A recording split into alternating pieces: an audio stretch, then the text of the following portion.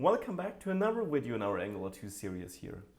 In the last video we created our weather item class and we created a custom item, or let's say an instance of this class, and we output that data, that kind of dynamic data, to our template with string interpolation. In this video what I will do is I will output an actual class or list. An actual list of weather items. Let's do this. To start, I will first add a new file which will act as my data source in this application, which will hold all my weather items. Now there are different ways of implementing such a thing, and the way I do it here probably is not the way we'll do it in a real application, but we will be able to come back to it later and change it. For now, what I want to do here is I will just call this weather.data.ts. All this file will hold is it will export a constant. So const is a TypeScript keyword which is kind of similar to var in JavaScript, but it doesn't actually create a variable, but we will get a compilation error if we want to change it, because it is assumed to be constant, immutable. So I will call this weather items, and this will be of type weather item and an array of such items, and at the beginning it will just be an empty item. And of course you have to add the import to our custom weather item class here at the top. So this will be my data storage. And now, first thing is I will, in my weather item component, get rid of my constructor here. This of course means that as of now, we don't have a weather item to be output here. We will take care about this in a second. As you can see, currently our app is of course broken. Now in my weather list component, I will add a new property here, which I will call weather items, plural, because this will be an array of weather items, and this should just be of type weather item, an array of these. And then I will add something here. I want to set this equal to my exported weather items array. Now, to be honest, I could just do this, weather, and this would work. Of course, add the import to this exported constant. But that is not really the way I want to do this. What I want to do is I want to, hook this weather items property here up to my weather items, or get my weather items upon component initialization. I could do this in the constructor, but we shouldn't do any heavy lifting there as a best practice. So I will use an Angular 2 lifecycle hook. Now, I haven't talked about these until now, except for in the very extensive Angular 2 series I have on this channel. So to make it brief, Angular 2 components have a certain lifecycle, when they are initialized, when change detection runs, and so on. Now we can use this lifecycle to do some actions on certain moments.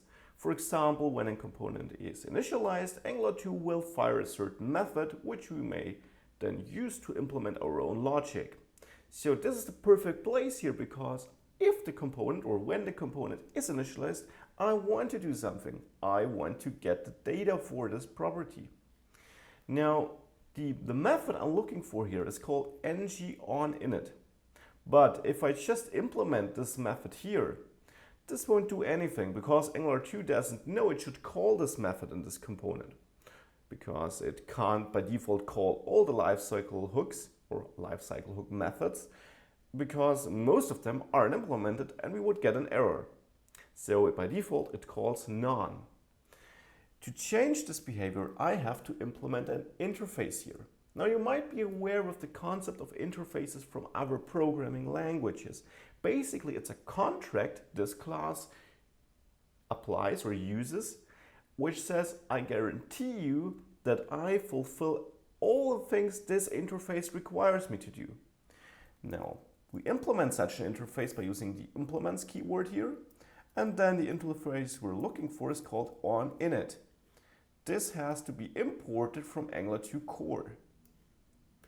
Now this OnInit interface requires only one thing. And I just auto-generated that, but it's really easy, to implement the NgOnInit method here, which returns anything. That's all. Now we don't have to return something here, because any can also be nothing. So this method will now be called, because now Angular 2 knows that we're implementing this OnInit method and that it is safe to call this NgOnInit method. This will be called directly after this weather list component has been constructed and is initialized. So for what I want to do here is I want to set my weather items now equal to weather items. Well, that has been a lot of talking for just doing that, which could have been done here, right?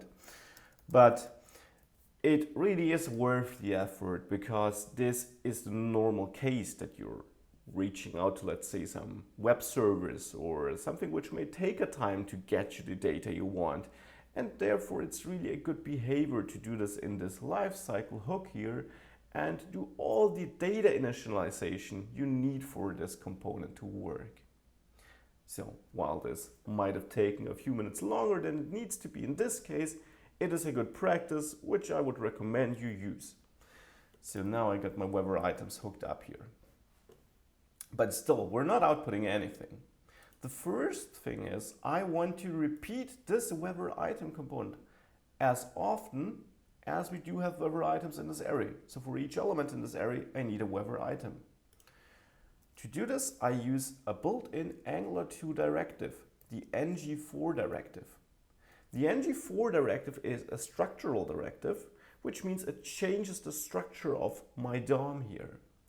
And I implement it by using Ng4 with a star in front of it. This star is important because it tells Angular 2 that it will call a structural directive. That's the syntax we use here. And in the quotation marks here, I write the actual looping expression, so to say. I will write hashtag weather item of weather items, and that's all. And this will loop through all my weather items and assign each weather item of each iteration to this local variable weather item.